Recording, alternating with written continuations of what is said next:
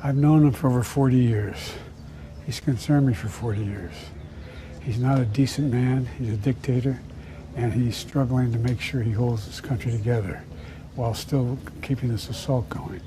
We're not talking about giving them weapons to strike Moscow, to strike the Kremlin, to strike just across the border where they're receiving significant fire from conventional weapons used by the Russians to go into Ukraine to kill Ukrainians. This is my video update on this Friday, midday, June the 7th. Let's talk about some news. And I apologize for my voice. Yesterday I started to lose my voice, and today it's not in good shape. So things are going to sound a bit strange as I report the news today, but we'll get through the video. Anyway, let's talk about the 80th anniversary events in Normandy. What was going on in Normandy, man? Oh boy, where to begin? Where to begin? First, let's start off with the theme of this event. One would think that this event was about the 80th anniversary of Normandy, D-Day, and honoring the brave soldiers, the men and women that helped to defeat the Nazis. But that wasn't really the purpose or the theme of the events in Normandy. The theme of the entire event, in my opinion, was trying to create parallels between World War II and the war in World War II with the war in Russia and Ukraine. That was really what the theme of the events in Normandy was about. Shameful, but that's what it was about. Biden talked about how the Allies fought the Nazis in World War II, and he drew parallels to Russia and the conflict in Ukraine. Macron did the same. Elensky put out a tweet. Do I have that tweet? Let me see if I have Elensky's tweet here, where he also compares the fighting in World War II and the fighting that is going on in Ukraine. Let's see, Elensky's tweet, Elensky.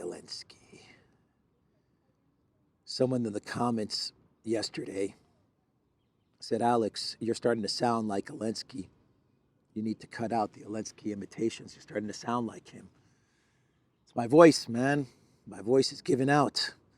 Here's what Elensky said in his tweet. Okay, blah, blah, blah. I arrive in Normandy, France, important events, okay.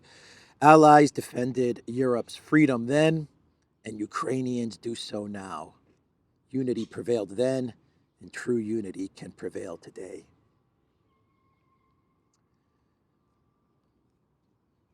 So Biden made his way to Normandy to attend the events. He's going to France, but he's not going to be going to Switzerland, Biden. Anyway, he made it to Normandy. He better get back to the U.S., by the way, because he needs to prepare for the debate with Trump. So whatever they pumped him up with so he can make the trip to Normandy, he better get back to the U.S. so they can continue the preparation for the debate with Trump. Put him in the deep freeze pod or whatever they're going to do with Biden. But man, whatever they gave him so that he can get through the events in Normandy, it did not work. It did not work, man. Sad. It was It was sad to watch. Very, very depressing to watch in a way. Funny, sad, makes you angry. I don't know. It's just what are you doing, America? Well, what is going on in the United States? This man, as president of the United States, Professor Biden, he was at the events in Normandy, and there was a point in time where he wanted to sit down, I guess. I'm not sure. He kind of was looking for a seat. Some people on social media said that there was a seat behind him and he wanted to sit down, but it wasn't the right time to sit down.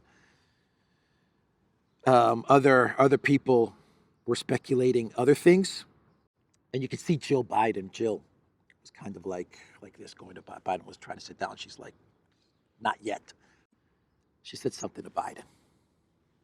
Very weird. And then there was another point during the celebrations, where the event where, like, Macron and his wife, they were, and Dr. Jill, they were facing one direction, I guess looking at something, and Biden all of a sudden turned in the other direction, and so everyone else kind of turned as well. Just weird. I don't know. Just really, really weird stuff, man. And then you have the interview with ABC News that he gave. What a disaster interview that was. What a disaster interview. So the ABC News reporter asked him about Russia and Putin's statements, with his warnings, Putin's warnings with regard to giving Ukraine permission to use long-range missiles to hit Russian territory, and how Putin stated that he would retaliate in a way where Russia would perhaps, one way they could respond was to possibly give Russian weapons to proxies, not in the region and the fighting in Ukraine, but proxies all around the world. That's one way that Russia could respond to Biden's provocation. Anyway, the ABC News reporter asked him about this, and Biden said, no, we haven't given Ukraine permission to hit Russia, to use our weapons to hit Russia. We've only given Ukraine permission to use our weapons, no long-range missiles, but use our weapons just in the Kharkov region, where Russian attacks and artillery are coming from. And he said that, and then he said what is probably going to go down in history as one of the most bizarre comments the U.S. president has ever said about another world leader. Definitely about Russian President Vladimir Putin. Biden said that he has known Putin for over 40 years. The reporter asked, Putin says supplying weapons to Ukraine to strike inside Russia is direct participation in the war. Does that concern you? Biden's response, I've known him for over 40 years. He's concerned me for over 40 years. He's not a decent man. He's a dictator. We're not giving Ukraine weapons to strike Moscow, just across the border where we are seeing significant fire. I've known him for 40 years. He's concerned me for over 40 years. He's not a decent man. He's a dictator. Okay, you always have to throw that in there. If you're a collective West leader and you talk about Putin, you always have to throw the dictator line in there. The fact that Biden, in my opinion, the fact that Biden is saying that Putin's not a decent man probably means that Putin's a pretty decent man. I'm just saying. Anyway, the reports that I have read claim that the first time Biden ever met Putin was in 2011. So tell me, Biden, how have you known Putin for 40 years? How has he concerned you for 40 years? Should we do some Annalena math? 2024, 2011. Does that equal 40 years multiplied by 360 degrees? Carry the 360 plus 720i. Annalena math? No. Oh, oh man. Biden, man. What world is he living in? Bro, what world is he living in? He's in his own fantasy world, man. He's in his own fantasy world. You laugh, you cry, it makes you angry. What is going on in the US, man? How is this guy president? I don't know. Jeez, man. If you don't laugh, you cry. If you don't laugh, you cry. And this is the man that's talking to ABC News about US weapons being used to hit at a nuclear power. This is the discussion that's taking place.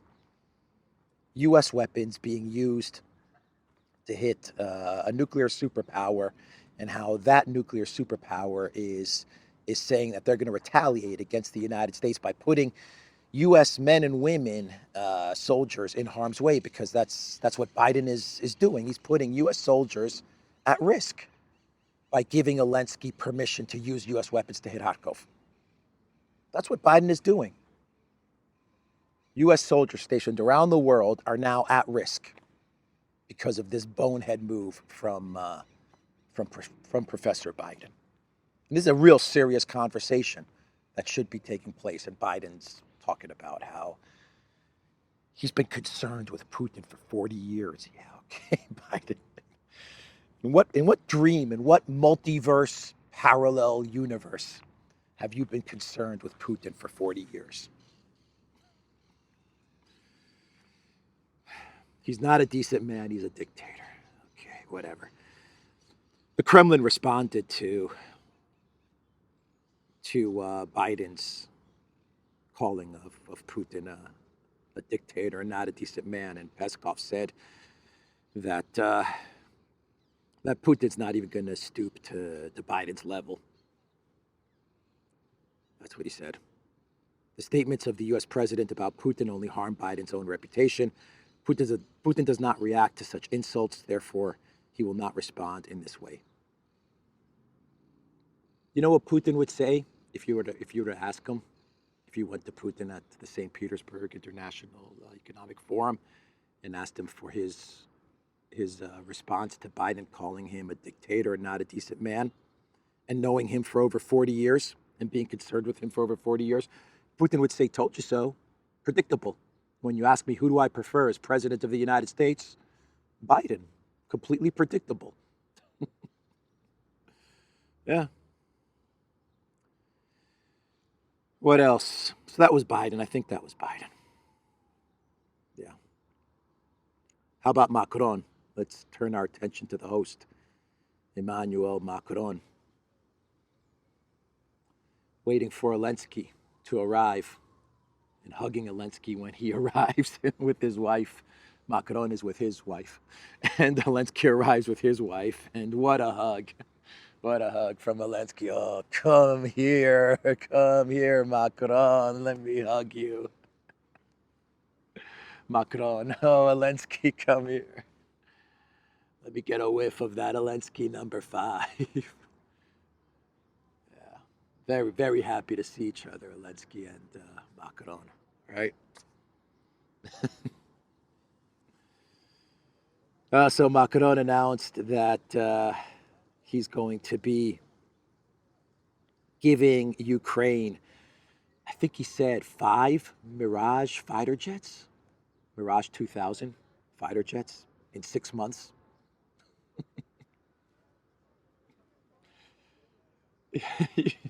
You guys are stuck on F-16s, and now you're just going to go to Mirage fighter jets? Oh, whatever.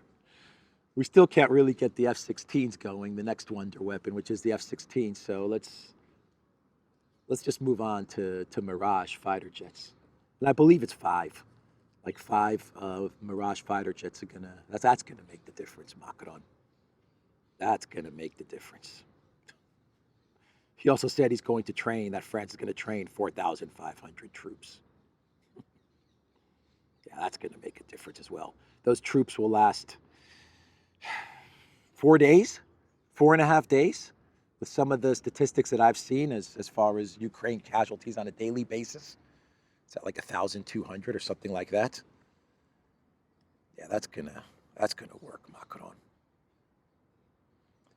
Breaking, Macron announces that France will train a fully equip a new brigade of the Ukrainian army of around 4,500 soldiers. So Brian Berletic, he responded to this tweet from Visegrad 24 about the training of 4,500 soldiers, and here's what Brian said. Western, especially French training equipment is demonstrably inappropriate for the fighting in Ukraine. No Western nation has fought a war of this kind this century. Building a brigade takes 1 to 2 years under optimal conditions, not a few months. Yeah, Macron's just being flip-floppy Macron. He's just saying whatever stuff comes to his mind so he can look tough and look good. It's that strategic ambiguity. Macron wants to impress all the world leaders in Normandy with his strategic ambiguity. That's what it is. That's why he likes Elensky so much. That's why Trudeau likes Elensky so much. That's why they hug each other and, oh, come here, Elensky. Let me give you a big hug. he shakes Elensky's wife's hand, but Elensky, big hug. Yeah, man, that's it. They're all actors. Macron was an actor, wasn't he? He was like in drama school when he met his wife, and he's an actor. And Trudeau, everyone knows that Trudeau's an actor. Yeah, and so they're completely overtaken with Zelensky, not only by his scent and his perfume, but the fact that he's a professional actor comedian. For them, it's like, wow, we're colleagues. We're colleagues, Me, you, Linsky, Sean Penn, Clooney, we're all colleagues. Yeah. So he wants to impress everybody with his strategic ambiguity. Yeah, Mirage jets. Yeah, why not? 5, yeah. 4,500 troops. Yeah. 6 months training. Yeah, 6 months training pilots for Mirage. That's right. Strategic ambiguity. When Macron was asked about the whole instructors thing, the French instructors to Ukraine, Macron said, it seems like yes, but you need to ask certain questions. What we have to ask ourselves is whether this will lead to escalation. If the answer is no, training someone in the Western zone, which is a free zone in Ukraine, is not aggressive towards Russia, but it is an escalation factor if they will be targeted and killed. But why should this in itself be a factor of escalation, given that today we have compatriots in Ukraine who are not soldiers? An admission that you have French non-soldiers in Ukraine, an admission right there.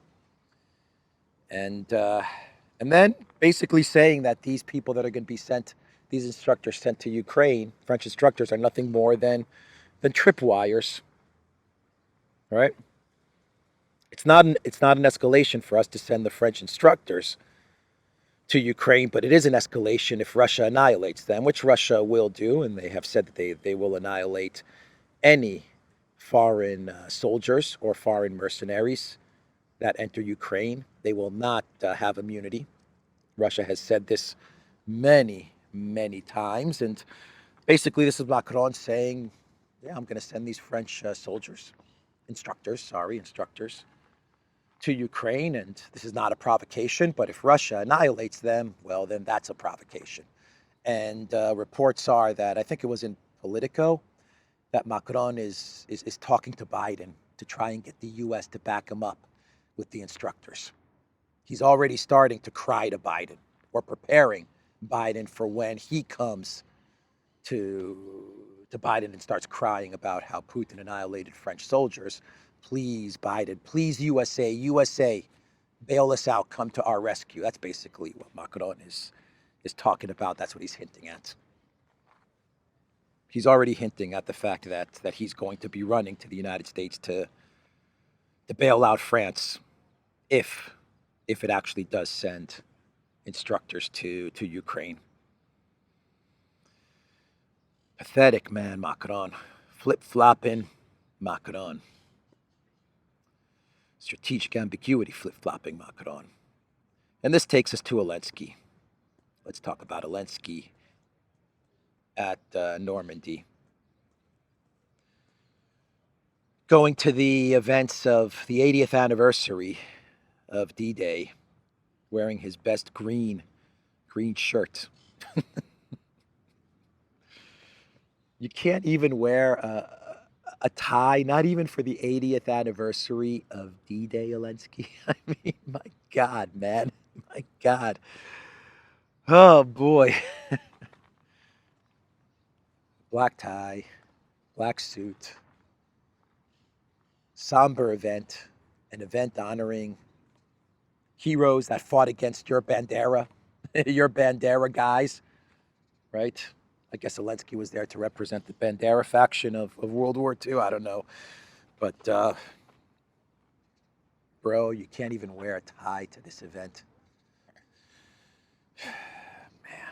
Man, oh man. So, Elensky, there was the hug with Macron, and then they all stood. Macron standing next to Elensky, and Elensky's wife standing next to him, and I don't know how. I guess this isn't AI. I don't think this is artificial intelligence, but it's all over social media. The video, it focuses in on Elensky's hand and his wife's hand, and Elensky he's got like his fist, his hand is clenched, and his wife is like trying to grab his hand and hold his hand, and Elensky's just not having any of it as he's standing next to Macron, next to him. Macron is next to him. I don't know, that was interesting. A lot of people are trying to figure out what's going on between the Elensky power couple. That was interesting. Yeah, so Peskov, going back to Peskov, he said that Elensky's going to be removed. He said he's toast. Obviously, he will be removed, Peskov said, the Kremlin spokesman. Obviously, reducing the mobilization age will cause an increasing wave of negativity in Ukrainian society. Yeah. Putin said this as well when he was speaking to reporters yesterday. The collective West is pushing Elensky to take the mobilization down to 18. It's down to 25, 24. They'll take it down to like 23, 22, and then eventually Putin said they'll take it to 18. And that's going to be very unpopular. And once Zelensky does that, that's when the collective West will drop him. So yeah, all the talk from Russia about saying he's illegitimate and about saying how the collective West is going to throw him under the bus and be rid of him, that's actually working. That is working. It's having an effect on Elensky. It's having a big effect on Elensky. He doesn't go back to Kiev. He's just like kind of traveling around the world, avoiding Kiev. He's relieved to be in Normandy. He's hoping that some of the photos of him hugging Macron and standing next to the other collective West leaders, he's hoping that those photos will be seen by the Bandera forces in Ukraine and by Ukrainian citizens, parliament members as well, and they'll stop doubting Elensky's legitimacy, because there's doubt about Elensky's legitimacy, and he's hoping that by attending these events, it will make him seem like there are leaders in the world that consider him to be the legitimate president of Ukraine. It's going to give him the legitimacy that the Constitution does not give him, the Ukrainian Constitution. Yeah, so that's what Peskov said. Elensky's toast. Once the mobilization goes to 18, he is toast. So Politico put out an article talking about the frustration with the F-16s, the Ukrainian frustration with the whole F-16 program. Basically, what Politico is reporting is that Ukraine is telling the United States that they have 30 pilots who are ready and waiting to be trained in Arizona. And the United States, according to Politico, told Ukraine, we only have 12 spots. We can only take 12 of your pilots because we've got other pilots from other parts around the world who are in this F-16 program, and they've got these spots. So we only have 12 open seats. And Ukraine is super mad about this. And the same holds for Romania and the other places in Europe. I'm not sure it's Romania, and I think Poland is the other training center. The same exact thing. They only have a certain amount of open seats because they're training other pilots from other parts of the world. And Ukraine is really upset, really frustrated with this. They're saying we have 30 pilots ready to go. Don't worry about it.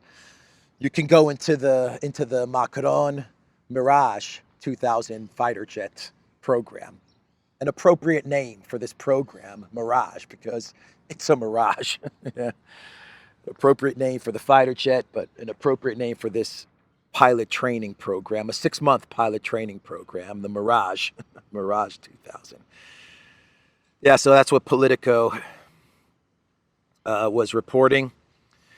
And then we got the news. Oh, by the way, the Financial Times is saying that that U.S. and allies are upset with China. China is aggressively recruiting their fighter pilots. So China, they're probably paying really well to get fighter pilots, to train their fighter pilots. So, yeah, that's an interesting story. Anyway, we got the news yesterday that this summer, Russian warships will be in the Caribbean. This is from Zero Hedge. Russian warships steam for Caribbean as Ukraine tensions go global in a show of force, perhaps prompted by President Biden's authorization of Ukrainian strikes inside Russia using U.S. weapons. A group of Russian warships is en route to the Caribbean, a senior U.S. official has told McClatchy and the Miami Herald. White House officials alerted members of Congress to the Russian move on Wednesday. The deployment signals Russia's capacity to operate globally while still fully engaged its third year of war in Ukraine. This is about Russia showing they are still capable of some level of naval projection, the official said. We should expect more of this actively going forward. In March, Ukraine claimed it had either sunk or disabled a full third of Russia's ships in the Black Sea. Yeah, I guess this debunks the claim that Ukraine has sunk a third of Russia's Black Sea forces. The fact that Russia is sending warships into the Caribbean. Is it a show of strength? Yeah. Yeah, it shows that Russia's Navy has not been demolished by Ukraine. So it destroys that propaganda. And yeah, it gets the U.S. thinking, doesn't it? Why not? Why can't we send our warships to the Caribbean when you guys are neck deep in Project Ukraine, sending weapons and mercenaries and instructors and missiles and $500 billion? What's a couple of warships in the Caribbean? The reports are that the Russian Kazan Yasin class nuclear submarine is going to Cuba. Why not? What's a little nuclear submarine in Cuba when Biden is talking about escalating in Ukraine and giving Ukraine permission to strike Russian territory? So yeah, I think this is an appropriate response to the United States and the collective West escalation. It's an appropriate response, and it gets the U.S. It gets the U.S. thinking. I think it absolutely gets the U.S. thinking. Keeps them on their toes. A nuclear sub in Cuba, it's a pretty big deal. Dmitry Medvedev, he put out a tweet, and listen to this tweet, X post from Medvedev. I'll read you a little bit of it. It's a pretty long post. Yesterday, the president of Russia, for the first time ever, acknowledged the possibility of sending our weapons to the regions that fight against the states who provide arms to the Ukraine. More precisely, use these arms against our country. In other words, to the forces that are in conflict with the US and NATO states. This is a rather significant change of our foreign policy. And then Medvedev says, now may the United States and its allies experience firsthand the direct use of Russian weapons by the third parties. These persons or regions have been intentionally left unnamed, but it can be all those who consider the Yankee Land and Co. their enemy, regardless of their political outlook and intentional recognition. Their enemy is the US, and that means to us they are friends. So look, Medvedev, we all know that Medvedev has been given permission to play the bad cop in all of this. And he says the things that Putin cannot say out loud, right? And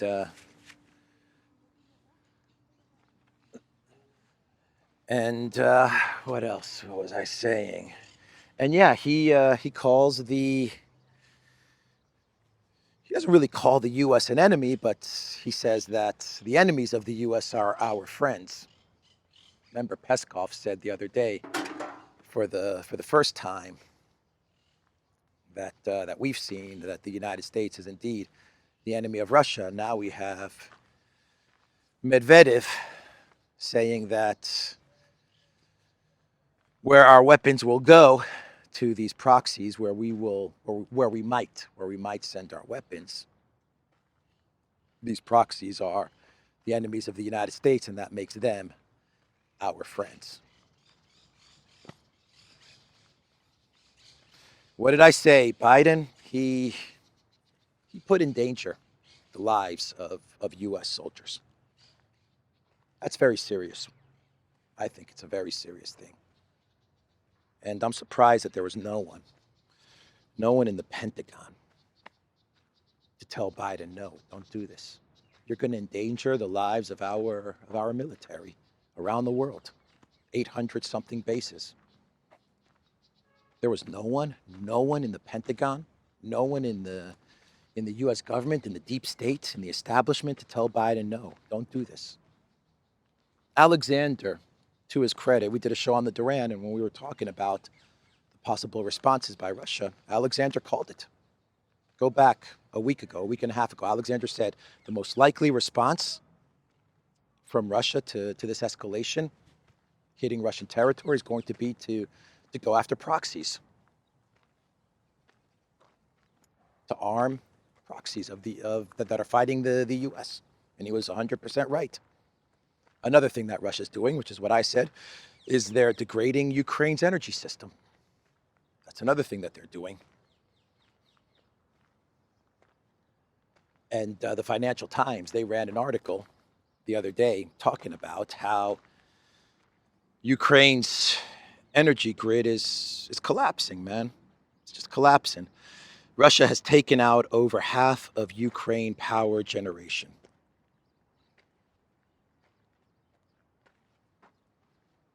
That's coming from the Financial Times. And from what I understand, even Kiev is starting to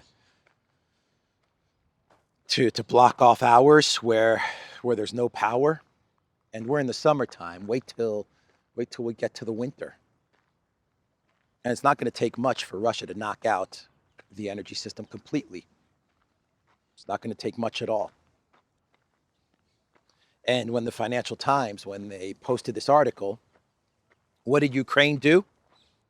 What did Ukraine do when the Financial Times rightly reported that Ukraine's energy grid is on the brink of collapse?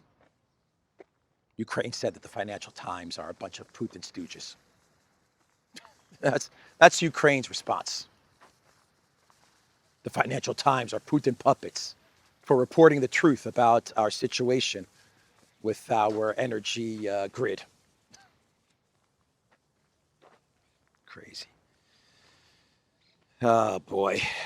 Let's see here. What more should we talk about? The U.S. is sanctioning Georgian officials. I think that was announced yesterday. Travel bans on officials from the Georgia Dream Party who dared to pass a foreign agents law, which is exactly like the foreign agents law that the United States and much of the collective West have in place. But how dare they pass a foreign agents law for themselves? So now they've been sanctioned, travel bans, whatever, man. And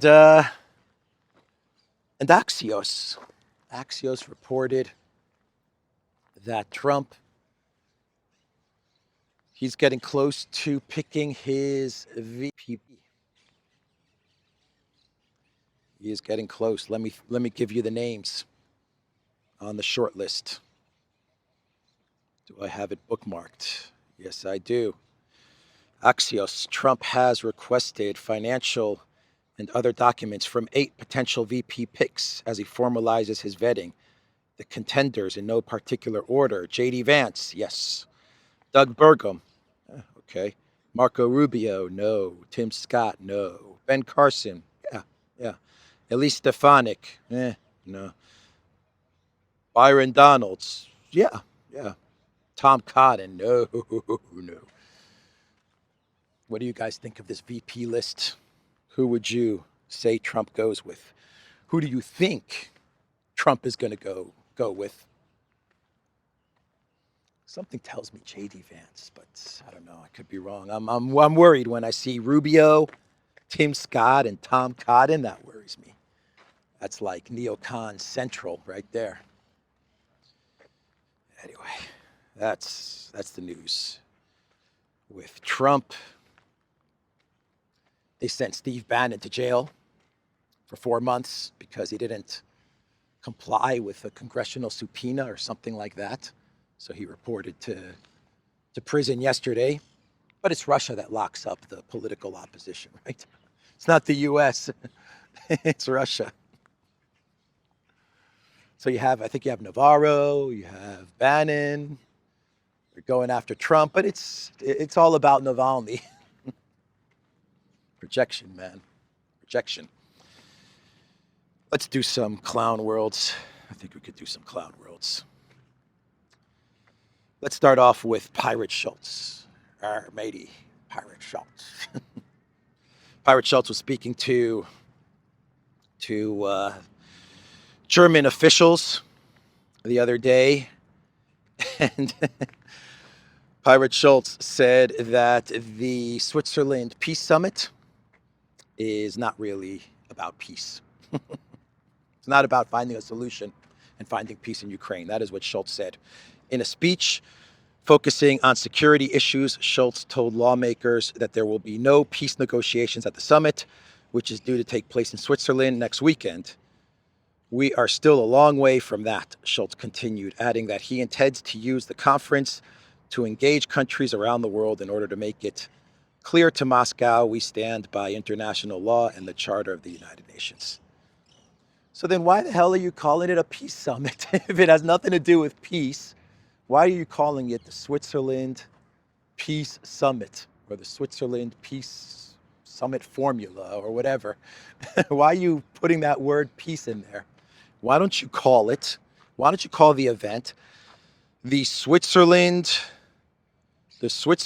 Summit to engage countries around the world in order to make it clear to Moscow? Why don't you name it that? The Switzerland Summit to engage countries around the world to ditch Russia, to side with Elensky. What the summit should really be called, here's what the summit should really be called.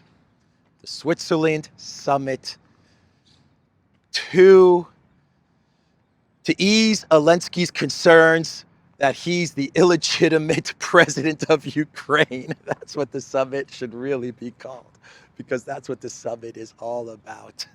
It's all about Elensky's concerns that he's the illegitimate leader of Ukraine. Russia's tactic is working, man. It is getting to Elensky. It's driving him crazy. It is driving him mad, mad, mad. I am the president. I'm the president. And meanwhile, Russia's saying, you're illegit. Constitution says you're illegit, bro. That's what the Constitution says, but I am the president. I've given myself the power of being the president. I say I'm the president. I'm the president. That's not what the Constitution says. Elensky, it's working on him. It's driving him mad.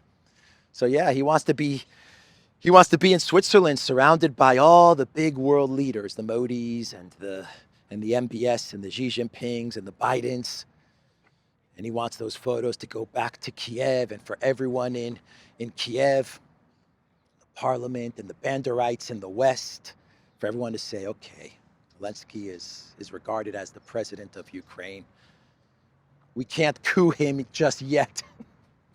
But nope, that's not how it's working out. Here's a list of the countries that have said no, they will not be sending a leader, their world leader, to the peace summit. The USA, no, Biden's not going to go. Brazil, Lula, nope. China, Xi Jinping, no. South Africa, no. Saudi Arabia, no. Australia, no. Pakistan, no. India, no. Thailand, no. Argentina, no. Mexico, no. Nicaragua, Cuba, Venezuela, Peru, all these countries have now said that their leader, prime minister, president, whatever, will not be attending the Elensky peace summits, which, as Pirate Schultz has now said, has nothing to do with peace and nothing to do with peace. Pirate Schultz. Arr, has nothing to do with peace, matey. I'm a pirate. I don't care about peace.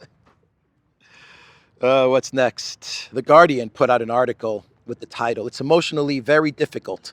Mobilization squads face hostility as Ukraine tries to boost army ranks." The Guardian is sympathizing with the guys in Ukraine that roam the streets and violently grab young men and throw them in vans and send them to the front lines so they can last 3 hours. And the Guardian is sympathizing with these guys. It's tough. It's tough, man. It's tough, having to grab the youth of our country and throwing them in vans against their will, throwing them in vans, knowing that they're going to get sent to the front line with little to no training for a war at the behest of the neocons and the bankers and the BlackRocks and the Burismas and Hunters and Bidens and it's hard, man. It's hard. It's really hard. Guardian, man, pathetic.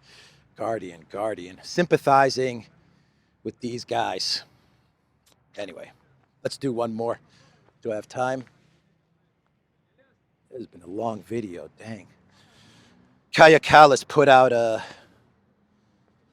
essay. I was going to say a book, but an essay. Kaya Kallas put out an essay. Wrote an essay on democracy. The book by Profile Books and at FT is out. My message: democracies should not be afraid of their own power. Democracy and freedom are not given. Understanding this can be the decisive force for pulling ourselves together. Whatever, just a bunch of gobbledygook. Democracy is a power of a force which we should recognize as a power to the force of the force of democracy. And if we're united, we can make democracy better for everybody that loves democracy because it's a power. I mean, it's just, I could write this stuff, man. I could write an essay. But yeah, Kaya Kallas has nothing else to do. She's bored. She goes to conventions, she goes to events because she has nothing to do as the Prime Minister of Estonia. She doesn't have to deal with the economy. She doesn't have to deal with foreign policy. She doesn't have to deal with anything. That's all run out of the EU and the United States. So what do you want her to do? She's gonna write essays on democracy. Anyway, that's the video, everybody. This has been a long one, but we got through it. TheDuran.locals.com. We are on Rumble, Odyssey, BitChute, Telegram, Rockfin, and Twitter X. And go to the Duran shop, pick up some football merch, Football 24, or pick up a reverse gear shirt. I've worn In 3 videos in a row, I've worn reverse gear merch, which is the best athletic merchandise in the world. And I think this was a theater, by the way. News is over.